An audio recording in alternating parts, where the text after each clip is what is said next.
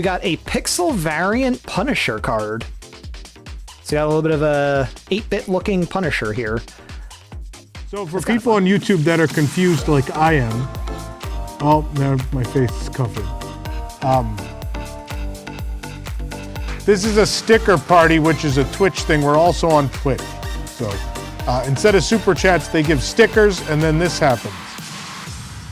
And it's very exciting. Wait, hang on. We have Dapper Dan Slowbro right here. Look at this dapper fellow. He's gonna sing to you on the streets of Main Street, USA in Magic Kingdom.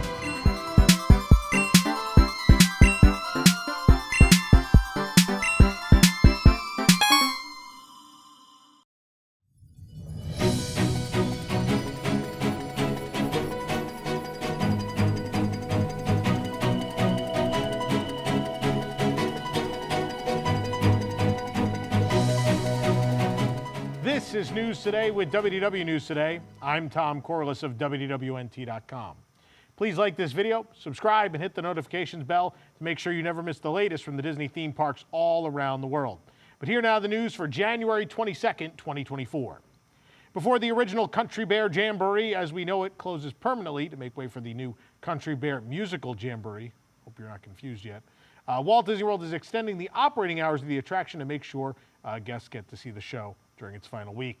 The Country Bear Jamboree will usually open at 11 a.m. and close about an hour or two before the rest of the park, but with more guests visiting Grizzly Hall than is usual, I would say, the Country Bear Jamboree has been staying open later and will open earlier on its final day of operation on Friday, January 26th. The Walt Disney World website still states that the Country Bear Jamboree will open at 11 a.m. on Friday, but cast members at the attraction told us it will open with the park at 9 a.m. In addition, we actually went last week, and we rushed over there earlier in the afternoon because it listed a 7 p.m. close on the app. They were actually open till 10 p.m. So the only way to know for sure throughout the rest of this week when the attraction is operating is to check the clock. There is a faux clock outside of the attraction. It lists the number of minutes till the next show. Underneath that, it has the operating hours. You'll want to check on that. Of course, big crowds have been showing up for the Jamboree on this past Sunday, January 21st. The line to enter Grizzly Hall went past the breezeway to Adventureland and reached the Frontier Trading Post. People love the bears, and I mean, so do I. And don't worry, of course, stay tuned. We're going to live stream, I think, on some social media platforms right here on YouTube and more. And we'll, of course, bring you the last show ever. I will do whatever it takes to be in that final show on Friday. Walt Disney World announced that the new Moana-inspired annual Passholder magnet will feature her animal companion, Hei-Hei. The Hei-Hei Passholder magnet will be available at Epcot, which is home of the Journey of Water inspired by Moana. It'll be available later this month. Passholders can pick up the magnet during normal operating hours at the Creation Shop and World Celebration from January 29th to February 23rd while supplies last. Passholders will need to present their valid annual pass card, the Magic Band Plus, or Disney Magic Mobile Pass that's linked to it, as well as a government-issued photo ID to get their magnet. There's a limit of 1 per pass holder. To coincide with the release of the magnet, Walt Disney World is also offering a pass holder exclusive Liege Waffle. The treat will be available at the Connections Cafe on those same dates. It'll start on January 29th. The waffle is made with brioche dough, topped with pearl sugar and a chocolate garnish featuring her rooster companion, Hei-Hei. And like the magnet, the Hei-Hei Liege Waffle will be available again until February 23rd. Pass holders must also present their valid annual pass holder card, Magic Band Plus, etc., and a photo ID to purchase the waffle as well. They didn't announce a price, but the Liege waffles are typically $4.19. A Florida man who wanted to go to SeaWorld but ended up at Disney Springs instead was arrested for attacking the bus. He won't face punishment, though. The state attorney's office decided not to prosecute Elijah Thomas, age 37, of Orlando, earlier this month, following Thomas's November 17th arrest for criminal mischief. Thomas rode the Lynx bus from downtown Orlando's main station and fell asleep, and he woke up at the bus drop-off at Disney Springs where the driver told him this was the last stop. The bus driver told Thomas to get off the bus, and that's when Thomas became irate and started to yell and curse at him, the Orange County Sheriff's report said. Once Thomas was off, the bus driver closed the doors behind him. The driver let 2 other passengers onto the bus while Thomas remained outside, saying he needed to go to SeaWorld. When the bus driver would not allow him on the bus, Elijah punched the front door glass several times, then kicked the bottom glass of the front door, causing it to break in a spider web pattern. It cost Lynx an estimated $500 to fix the door. Thomas left Disney Springs and began walking on foot, but he didn't get very far. Authorities stopped him on Buena Vista Drive.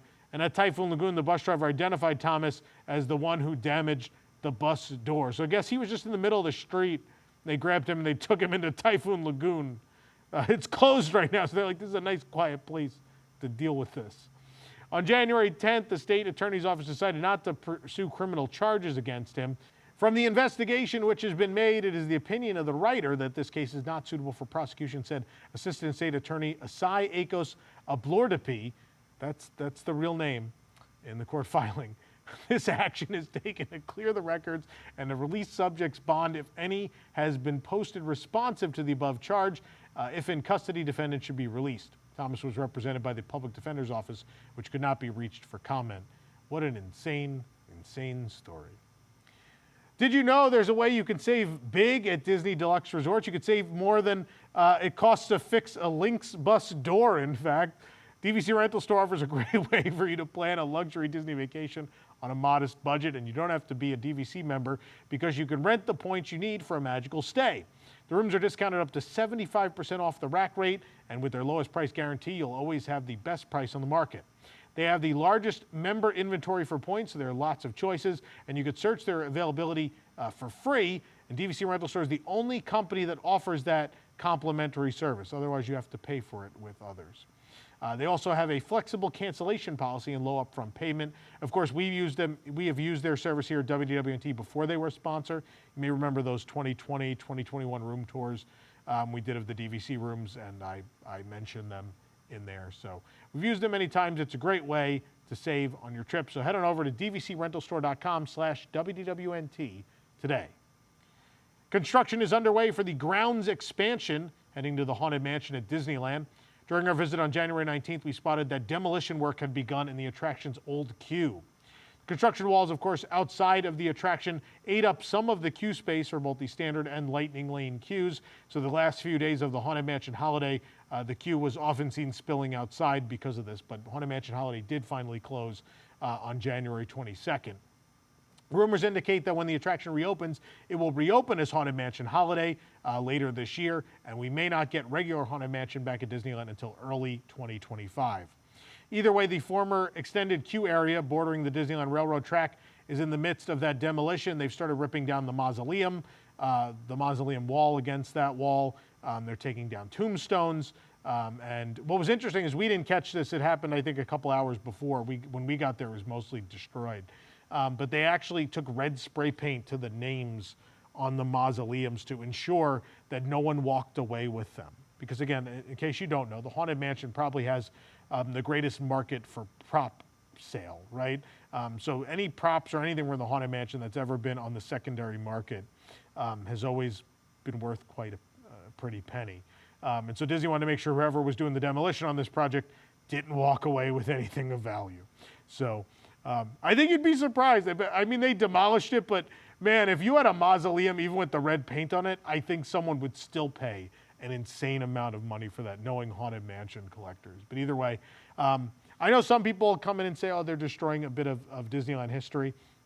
In fairness, the tombstones in this area were not original. In 2001, they took them out for preservation and they put replicas in. So don't worry, Disneyland's history has been preserved, this particular area of the mansion. I think it's kind of hard to save a faux mausoleum wall that's up against a brick wall. That's probably not the easiest, or cement wall, whatever it may be. It's probably not the easiest thing to keep, so it's easier to just demolish it. But yeah, so this project will be completed sometime later this year. This will be an extended queue and remodeled queue space for Lightning Lane and standard, the standby queue.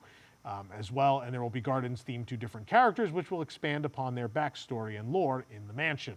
Of course, on the other side of the mansion, they are building an exit gift shop finally, and as well a new way to get ADA, to have ADA exiting happen. That's not the stretching room, unstretching, right? So we'll keep you in the loop on this project as we learn more. Disney hasn't really said more about it. They've shown the art. They've given us the details I've already listed, but there's a lot still to learn. A version of the Hungry Bear Restaurant on the Go package will soon be available to all guests at Disneyland. Previously, the on-the-go meal option was an exclusive offering for guests who purchased a Fantasmic package. With Fantasmic still closed after the Maleficent Dragon caught fire, the offering was unavailable. The package will be available starting January 26th at the restaurant and via mobile order. It includes a choice of entree, mashed potatoes or seasonal vegetables, a choice of beverage, and a Mickey ice cream bar or Outshine strawberry fruit bar. Pricing has not been announced, but the Fantasmic package was $38 for adults, $27 for children. We assume this will be less because you don't get to see Fantasmic with it. My assumption is they ordered the food, not knowing when Fantasmic was coming back, and they have a couple more months till Fantasmic comes back, and the food's going to go bad. So they're like, can we just sell it to people? I will tell you, over the years, I have not done the most recent version of the package, but I remember when this was first introduced, we reviewed it, and it was awful. There was an on-the-go or picnic package for World of Color back in the day. Some of you probably weren't even born yet. But nonetheless, there was an on-the-go package for World of Color too. And it was the least edible counter service meal I think I've had in my entire life. So I don't know that you'll want to do this, but they're going to offer it before the food spoils, I guess. Disneyland Paris revealed a new image of Sleeping Beauty Castle embedded in the pavement in front of the Main Street train station. DLP Report shared photos of the new design on X. There was previously a Euro Disneyland Railroad logo in the ground, the EDRR, but it was removed. The new image of the castle is set against a gray stone with a golden circle atop the top of the castle. Also, the star window that's at the top of the castle is represented in gold. The castle is shades of pink with blue turrets, a gold outline, and a small gold medallion, again, where that stained glass is found. This coincides with the reopening of the Disneyland Hotel, which will be happening in just 3 days' time. The hotel is now sort of Fantasyland themed. It has a heavy princess and regal theme to it. And since this is visible from the hotel, I guess they decided to make this change. A lot of the Paris fans were up in arms about this, which I don't really understand. A lot of people are saying it ruins the reveal of the castle. Well, no, this is a stonework of a castle in the ground, which is a very different thing from a real castle. Eddie Sato, who we've had on the show, the Imagineer who built Main Street, designed and led the project of building Main Street USA at Disneyland Paris, the best Main Street that's ever been built, in my opinion. Even came out in defense of this, saying, like, I think more people will take photos with this than took photos with the logo we put in the ground, so it has to be a positive change, and I agree. And I saw all sorts of weird arguments. Another one was, oh, you don't see the castle until you enter Main Street. There are literally castle logos on a bunch of signage between the park. It's actually on the park entrance sign outside the hotel. And then I think throughout the ticket booth area, you'll see it. There's a poster for the castle. So there's a whole poster with an illustration. I'm at a loss with my Paris fans. And look, I love them. They're so passionate. But it is odd. They constantly complain that park never changes, that nothing new is ever done. And then something like this is done and everyone goes crazy. And guys, if you think they're not going to change a whole bunch when they add a new attraction or a new land to this park finally after so many years, you're in for a rude awakening. So be careful what you wish for. You just might get it. But in this case, I think it looks great. I think it's pretty. I think it does not ruin the entry sequence. And the people who design the entry sequence don't think so either. So we might be onto something. This program is brought to you by our official travel agent sponsor, Be Our Guest Vacations. Your dream vacation begins with Be Our Guest and their concierge team of expert vacation planners. Head on over to beourguestvacations.com/WDWNT, and their team will design your next magical vacation, from the Walt Disney World and Disneyland resorts to the Disney Cruise Line to Adventures by Disney and more. They also booked my upcoming cruise on the Disney Treasure, which I now had to modify because my parents want to go. They're coming on the maiden voyage. It's very exciting. Anyway, they can also help you book a VIP tour for the ultimate park day, and the best part is their concierge services are 100% free, so book today, like me and my parents. It's over Christmas, right? And they're like, oh, you're going to be gone for Christmas? Can we just come with you? It's like, sure, you could come on my work cruise. Why not? So look for me if you're going to be on the maiden cruise, getting drunk with my parents, 20,000 leagues under the sea. In addition, speaking of the Disney Cruise Line, in addition to an amazing dinner, Tiana's place on the Disney Wonder also serves lunch for guests during the day, and we dined at Tiana's place for lunch the second day of our Alaska sailing. We did on the first day too, but now the video is out for you to watch. So go check it out if you haven't watched it. I will say, I filmed that back in August. That was before Tiana's Palace opened at Disneyland. I did get to go to Disneyland last week, my first time at Tiana's Palace. They did a tremendous job. It's beautiful, and the food was fantastic. Absolutely unreal. So they did a great job. I still want a Tiana sit-down dinner show restaurant, don't get me wrong. I still think that's the best thing you could do with that franchise. But they did a hell of a job with that counter service, by the way. So they made me eat my words. Shanghai Disney Resort released the first piece of concept art for their third hotel. The hotel was announced when construction began in September with a groundbreaking ceremony. The concept art shows a hotel with a Art Nouveau architectural style and gardens in front of the porte cochere. The Art Nouveau style is characterized by organic lines and curves. The hotel will be infused with Disney storytelling and pays homage to Shanghai's 20th century architectural legacy. The building is white with accents of green and gold, and squared-off trees line the drive. It'll be on the shores of Wishing Star Lake with views of Shanghai Disneyland Park. The new hotel will immerse guests in spaces and activities which showcase Disney characters and stories, as well as include new dining, shopping, and entertainment. Shanghai Disney Resort has not yet announced a name for the deluxe hotel, which will be the smallest of the three at Shanghai Disney Resort with only 400 rooms. The other two hotels are the 420-room Shanghai Disneyland Hotel and the 795-room Toy Story Hotel. I'm going to make a wager with you all here on this hotel theme. So they're squared off trees, right? It's Art Nouveau style. And we're seeing a number of hotels being either constructed or remodeled with a Disney princess theme, right? The Disneyland Paris Hotel. We have the Fantasy Springs Hotel opening in June at Tokyo Disney Sea. This is in an Art Nouveau style. They're squared off trees, which are reminiscent of Ivan Earle's art, his backgrounds for Sleeping Beauty. I'm going to go out on a limb and say this is probably princess themed. I bet it will have some similarities to the other stuff happening around the world, but we'll have to wait and see when an official announcement is made. For the absolute latest on these stories and all that didn't make it into today's show, be sure to check WDWNT.com and follow us on all your favorite social media platforms. You can also support the entire team behind this show and others by joining the WDWNT Interglobe Society at patreon.com/WDWNT.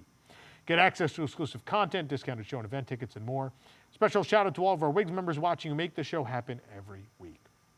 For the worldwide leader in Disney Parks news, this is Tom Corliss saying, enjoy the rest of your today. Have a great, big, beautiful tomorrow.